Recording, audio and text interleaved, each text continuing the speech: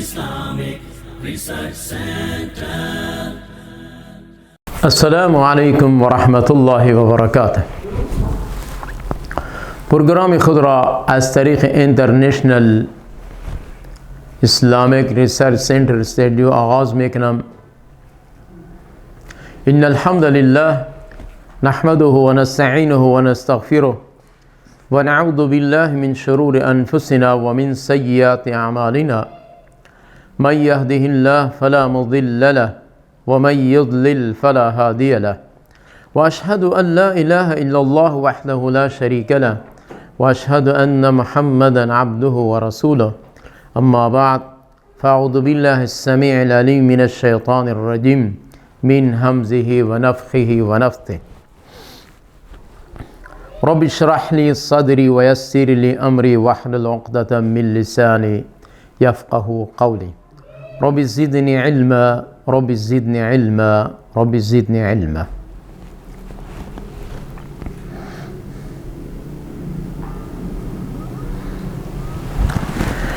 وإذ أخذنا ميثاق بني إسرائيل لا تعبدون إلا الله وبالوالدين إحسانا وذي القربى واليتامى والمساكين وقولوا للناس حسنا وأقيموا الصلاة وآتوا الزكاة ثم توليتم إلا قليلا منكم وأنتم معرضون.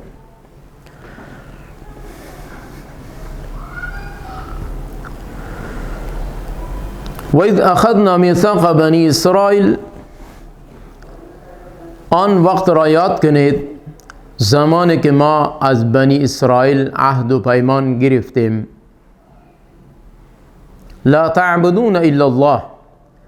عهد و پیمان از بنی اسرائیل چی بود؟ این بود که شما بجز از خداوند کسی دیگر را عبادت نکنید. فقط ذاتی کبریا را وحده لا شریک دانسته عبادت را خاص برای آن انجام بدهید. لا تعبدون الا الله. در هر زمان هر وقتی که انبیاء و رسول آمده، الله رب العالمین در قرآن کریم مختلف آیات میں ارشاد فرموده است: ولقد بعثنا في كل امة رسولا ان اعبدوا الله واجتنبوا الطاغوت وما ارسلنا من رسول. همچنان الا تعبدوا الا الله و غیره آیات کثیر وارد می باشد. انبیاء و رسول را هم مبعوث کردیم، بر هر قوم در هر زمان روان کردیم. برای آنها یک مسئله توحید را من حیث یک دستور امر، یک قانون کلی وضع کرده برایشان فهمانیدیم که شما برای قومهایتان، برای امتیهایتان بگویید الله تعبدوا الا الله، که بجز از خداوند کسی دیگر را شما عبادت نمی کنید. فقط عبادت اگر می کنید خالق یکتا را، خالق وحده لا شریک را عبادت کنید. بجز از خالق یکتا، بجز از رب العالمین، بجز از اله که اله اولین و الاخرین است، معبود اولین و آخرین می باشد، غیر تمام عبادات غیر از این خارج می شود. گنجایش نیست برای کدام فرد چه وظیفه داشته باشد، اعلی کرسی و قدرت داشته باشد که خدا را گذاشته غیر خدا را عبادت کند، نظر و نیاز را برای غیر در غیر استعمال کند، برای دیگر مردم ها بدهد. نظر و نیاز تمام عبادات مالی و جانی برای خداوند می باشد. مستحق، لایق، شن، سزاوار الله رب العالمین می باشد که باید عبادت را خاص گردانیده شود برای الله رب العالمین. الله رب العالمین از بنی اسرائیل این عهد و پیمان را گرفت و بعد از عبادت خودش و بالوالدین احسانا ارشاد فرموده، حکم داد که شما به پدر مادر خود احسان کنید. چنانچه در سوره بنی اسرائیل هم ارشاد فرموده است و قضا ربک الا تعبدوا الا ایاه و بالوالدین احسانا. پروردگار تو فیصله کرده است پروردگار خود را عبادت کن، بعد از عبادت پروردگارت به پدر مادرت احسان کن. در احادیث میاد که از حضرت عبدالله ابن مسعود رضی الله عنه یک حدیث وارد شده است، می فرماید که من از رسول خدا صلی الله علیه و آله و سلم از رسول اکرم صلی الله علیه و آله و سلم سوال کردم کدام اعمال افضل می باشد؟ پیامبر گرامی صلی الله علیه و آله و سلم ارشاد فرمود نماز را در وقتش ادا کرده شود. نماز را در وقتش ادا کرده شود. بعد از این سوال کردم، بعد از این رسول اکرم صلی الله علیه و آله و سلم ارشاد فرمود که به پدر مادرت احسان کن. و در دیگر احادیث میاد که من سوال کردم، رسول اکرم صلی الله علیه و سلم ارشاد فرمود که در راه خداوند جهاد کردن، دیگر عملها قبلا ذکر شد، و همچنین در راه خداوند جهاد کردن با جان مال نفس، این هم افضل اعمال می باشد. و همچنین رسول اکرم صلی الله علیه و آله و سلم ارشاد فرمود با پدر مادرت با والدت خدمت کن. با سوال کردم، بعد از این ارشاد فرمود پیامبر گرامی صلی الله علیه و آله و سلم با والدت خدمت کن. با سه بار سوال کردم، پیامبر گرامی صلی الله علیه و آله و سلم جواب داد و بالوالدین، به پدرت. در دو دفعه تاکید به والده کرد، در دوره سوم به والد کرد. چرا خداوند بعد از عبادت خودش که اولا حق برای هر فرد بشریت برای بربالای بندگانش لازمی و ضروری فرض است که باید اولین شناخت و تعارف و معرفت عبادت اگر باشد روا برای خالق است. باید که اولا انسان تمامی عبادات را ترک کند، فقط عبادت را خاص برای رضای خداوند خالق خود را پرستش کند، معبود بر حق خود را پرستش کند. بعد از حقوق الله حقوق العباد، بعد از حقوق الله حقوق العباد. در حقوق العباد از همه کرده افضلتر مسئله والدین است. از تمام مسائل معاملات دنیایی بعد از عید و عبادت خداوند حقوق والدین است، پیشتر، افضلتر، بهتر. از قرآن کریم و از احادیث مبارک صلی الله علیه و آله و سلم دانسته می شود که بعد از عبادت خداوند اگر انسان کدام حسن سلوک کار بهتر خوبتر انجام می دهد، آن عمل اگر هست عمل احسان خدمت به والدین می باشد. باید که با والدین انسان بهترین سلوک کند، با خوش و خندان در هر کیفیت هر حالتی که بده باشد قهر غضب نشود، والدین خود را در خشم نآرد، والدین خود را خسته نسازد. کوشش کند که تا به وقتی که زنده می باشند آن هر دو را راضی بسازد. بعد از حقوق والدین در این آیت مبارکه و ذی القربی، به خویشاوندان و کسانی که خونی رشته می باشند، اقارب نزدیک می باشند، به آنها خداوند حکم کرده که ما از بنی اسرائیل عهد و پیمان گرفتیم، اول این که شما عبادت خدا را بکنید، دوم به پدر و مادرتان احسان بکنید، سوم به خویشاوندان، اقارب، رشته‌داران قریبتان احسان کنید. والیتام، در مرتبه چهارم به یتیم ها. یتیم شخصی را گفته می شود که پدرش فوت کرده است، پدر ندارد. و همچنین والمساکین، به مسکین ها همدردی همنوایی کنه، احسان کنه. مسکین شخصی را گفته می شود که زندگی خود را به مشکلات پیش میبرد، نمیتواند که زندگی خود را به آسانی پیش ببرد، مشکلات برش میسر می شود و نمیتواند که خرج و اخراجات خود را مکمل بسازد. این است مسکین. مسکین شخصی را گفته می شود که روزگار خود را به طریق اعلا به مشکلات به سر می برد، در اخراجاتش کمی می باشد. لہذا برای همچنین انسانها احسان کردن، همدردی، همنوایی کردن لازمی و ضروری می باشد. و قولوا للناس حسنا، و همچنین برای مردم بگوید قول انتهای نرم و نازک و خوش خندان به پیشانی باز. بعد از این حکم و اقیموا الصلاة، نماز را قایم بدارید، نماز بخوانید. و آتوا الزکات، و همچنین زکات بدهید. ثم تولیتم الا قلیلا منکم، بعد از عهد و پیمان گرفتن به این امورات، به این قوانین، اوامر، شما رویگردانی کردید.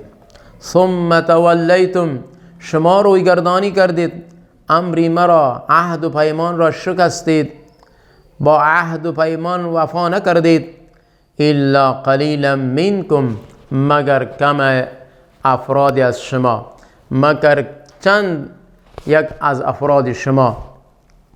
و انتم معرضون، در حالی که شما اعراض کننده بودید، در حالی که شما نافرمانی کردید، در حالی که شما از عهد خداوند رویگردانی کردید، از اوامر و قوانینش رویگردانی کردید.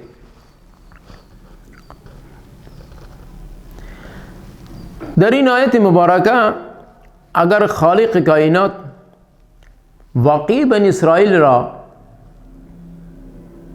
تذکیر نموده، یادآور شده، همچنینی که الله رب العالمین از بنی اسرائیل عهد گرفت، آنها عهد شکنی کردند، اوامر خدا را، حکم خدا را با جا نآوردند.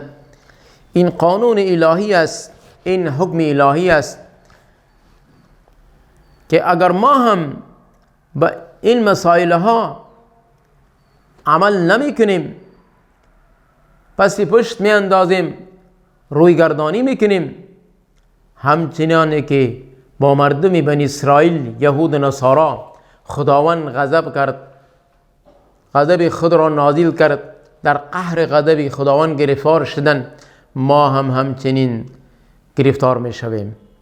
باید که این مثال ها را، این واقعات را ما از طریق دقیق گوش کرده، انتهایی فکر و هوش خود را به سر گرفته کوشش کنیم که ما عمل کنیم. چرا که این ضرب المثل است. مردمی گذشته، اقوامهای مهلکه و مکذبه برای ما، برای کسانی که بعد از ما می آیند، تا به روز قیامت یک عبرتناک، یک عبرت آمیز، یک نصیحت می باشد.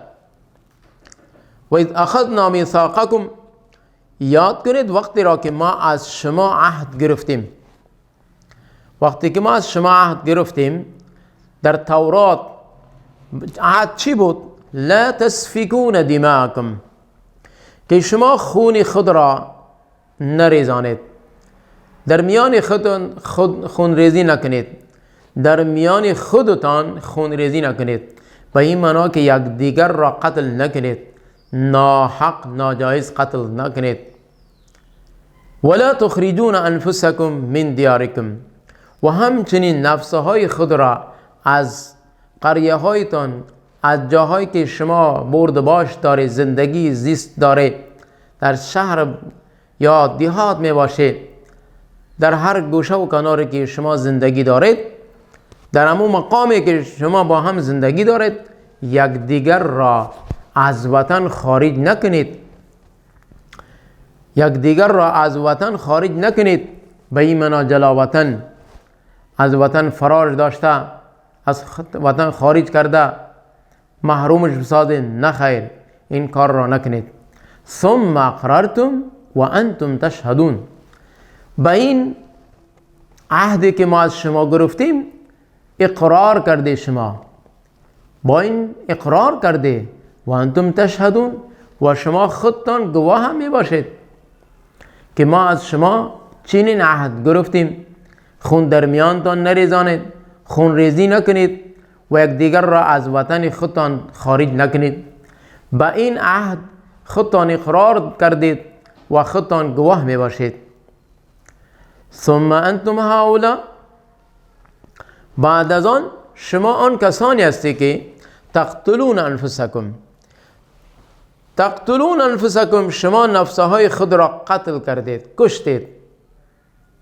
شما آن جماعت، آن گروه هستی که در میان خود خونریزی را جاری ساختید. و تخرجون فریقا منکم من دیارهم، و همچنین خارج کرد یک جماعتی از شما از خانه هایشان دیگران را، و همچنین خارج کرد یک جماعتی از شما از خانه هایشان دیگر برادران را، دیگر اهل محلدارانتان را، وطندارانتان را. شما غالب آمدید، لہذا آنها را از وطن، از جایی که زیست زندگی داشت، از خاندانشان، از جایدادشان دور کردید، به دیگر قریه ها و شهرها روانشان کردید. تظاهرون علیهم بالاثم والعدوان، شما غالب آمدید بر بالای اینها با جرم، با تجاوز، با ظلم زیادتی. شما بالای آنها غالب آمده با ظلم زیادتی، با تجاوزگری، با ناجایز، با ناحق. زمانی که شما غالب شدید در این اثنا، این ظلم را شما پیش رو گرفتید، در میان خود خونریزی را جاری کردید و همچنین جلاوطن کردن را شروع کردید. این عهد و پیمان را ما از شما گرفتیم، شما با این اعتراف کردید و گواه بودید، لیکن با وجود عهد پیمان گرفتن بالعکس شما عمل نکردید، گفته عهد خدا را شما شکستید، نافرمانی کردید. و ان یاتوکم اسارا تفادوهم و هو محرم علیکم اخراجهم، زمانی که پیش شما می آمد قیدی ها، و ان یاتوکم، زمانی که پیش شما می آمد قیدی ها، تفادوهم، شما فدیه می گرفتید، و هو محرم علیکم، در حالی که این فدیه گرفتن از قیدی ها برای شما حرام بود، حرام کردیم ما. اخراجهم، خارج کردن آنها را همچنین ما جایز ندادیم برای شما. این امر را، این دستور را وضع کردیم، عهد گرفتیم، لیکن شما بالعکس عمل کردید. در تورات قانون بود که زمانی که از بنی اسرائیل گرفتار شود، شما آن را خرید کرده رها کنید. و همچنین قیدی اگر می آید، قیدی که می آید، قیدی ها را فدیه داده و آزاد کنید.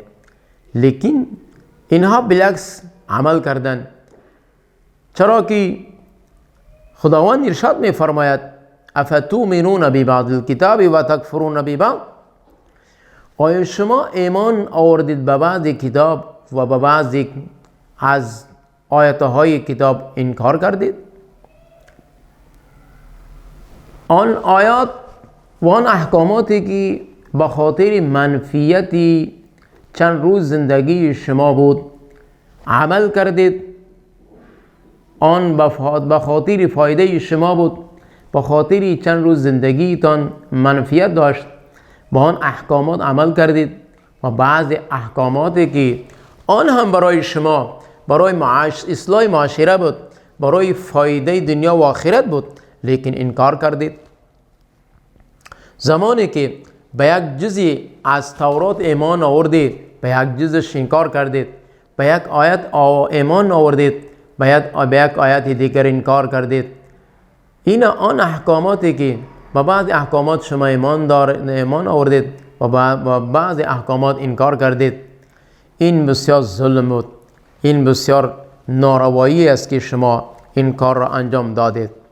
خداوند ارشاد می‌فرماید فما جزاء من یفعل ذلک منکم، پس چی جزا داده شود؟ باید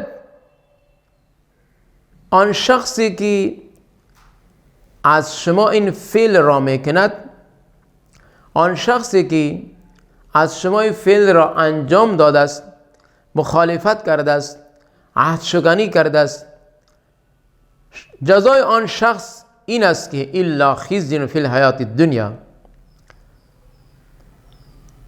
مگر رسوایی در زندگی دنیا و یوم القیامه و همچنین رسوایی در قیامت.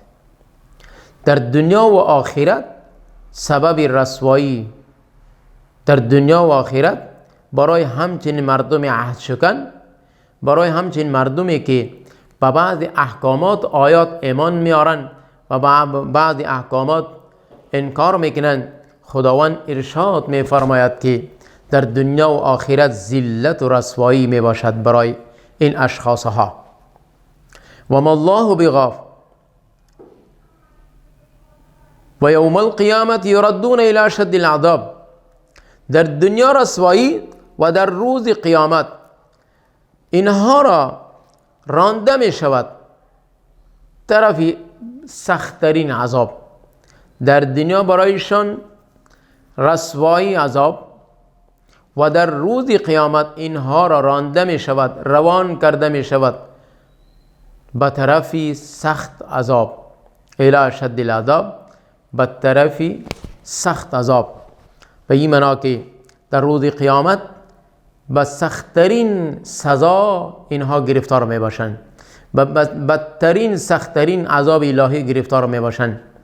و ما الله بغافل عما تعملون، الله غافل نمی باشد از آن اعمالهایی که شما میکنید.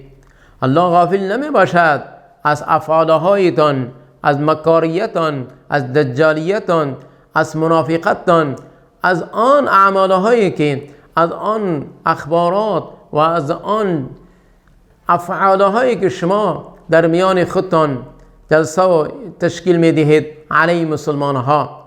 خداوند از هر قدم شما، از هر گفتار شما، از هر جلسه و جلوس شما، از تمام اعمال شما که از طرف شب و روز بده باشد به مکاریت و دجالیت شما، خداوند آگاه است، خداوند غافل نمی باشد، خداوند بے خبر نمی باشد، خداوند خبردار است. علیم بذات الصدور انه کان بعباد خبیرا بصیرا. الله ارشاد می فرماید که آن چیزی که در سینه های شما پوشیده است، شما آنها را پوشیده، رازهای مخفی دارید، خداوند آن رازهای سینه های شما را می داند و همچنین به بندگانش خداوند خبیر می باشد، بصیر می باشد، باریک بین است، لطیف بعباده، لطیف خبیر، خبردار می باشد.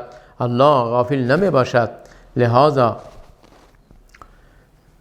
در ظاهر اینها اعمالهای خود را، آن افعالها، آن دستورات، قوانین یا بعض کارنامه های علیه مسلمان ها می خواهند که تشکیل بدهند، لیکن در حقیقت اینها خبردار نمی باشند، آگاهی ندارند. چرا در خواب غفلت هستند؟ چرا خود را در غفلت می اندازند؟ علت این است که اینها مال متاع دنیا را، زندگی دنیا را ترجیح دادند، زندگی دنیا را ترجیح دادند. لہذا عملی که میکنند، عملهای ناشایسته، عهد خداوند را اینها پشت سر گذاشتند، عهد شکنی کردند، به این معنا که ما چیزی که میکنیم خداوند خبردار نیست، نعوذ بالله من ذلک، از ما خبر ندارد. لیکن خداوند بار بار ارشاد میفرماید که ما از تمام اعمال شما با خبر هستم، الله غافل نمی باشد. اولئک الذین اشتروا الحیات الدنیا بالآخره، این جماعت، این اشخاص ها، این گروه ها آن اشخاص هایی هستند که زندگی دنیا را بر آخرت ترجیح دادند. این اشخاص های عهدشکن مردم، این اشخاص هایی که اوامر قوانین الهی را شکستند، عمل نکردند، پشت سر گذاشتند، زندگی دنیا را ترجیح دادند بر بالای آخرت. اصل زندگی و مقام حیات همیشگی انسان آخرت می باشد. لیکن این بدبخت ها، این مردم عهد شکن، زندگی دنیا را ترجیح دادن بر بالای آخرت. فلا یخفف عنهم العذاب، از اینها عذاب کم نمی شود، ولا هم ینصرون، و اینها را مدد کرده هم نمی شود. قسمی که اینها عقیده و زعم باطل داشتن که چند روز ما در جهنم میمانیم، بعد چند مدت خارج میشویم، کلانه های ما را سفارش میکنند، یک ذره برابر عذاب از اینها تخفیف نمی شود، کم نمی شود، دور نمی شود. و همچنین کدام مددگار، کدام حامی، کدام سفارشی، کدام کلان پیر و غیره یا احبار و رهبان نمیتواند که اینها را کمک و امداد کند. اگر عمل داشته باشد انسان، عملش انسان را سبب نجات می شود، و الا وگرنه هیچ دنیا در قرآن کریم می آید که اگر به دنیا به مثل دنیای دیگر بده باشه، این تمامش از خزانه ها پر بده باشه، پیش خداوند این کفار فدیه پیش کنن، و این معنا که الله این چقدر مال سرمایه که هست بگیر، ما را از این جهنم، از این عذاب رها بساز. فلن یقبل من احدهم، یک ذره برابر از هیچ فرد، گناهگار، کفار، مجرمین فدیه قبول نمی شود، کدام حامی و مددگار نمی باشد. چنانچه در سورت المؤمنون الله رب العالمین ارشاد فرموده است فلا انساب بینهم، روز قیامت تمام یاری دوستی، تمام خونی رشته، تمام نسب و حسب قطع می شود، بلا هر آن چیزی که در دنیا تعلقات توسل داشت آن ختم می شود. فقط انسان همراه عمل صالح می باشد یا عمل بد می باشد، این دو چیز همراه انسان می باشد. و من الله توفیق. اقول قول هذا استغفر الله لي ولكم ولسائر المسلمين.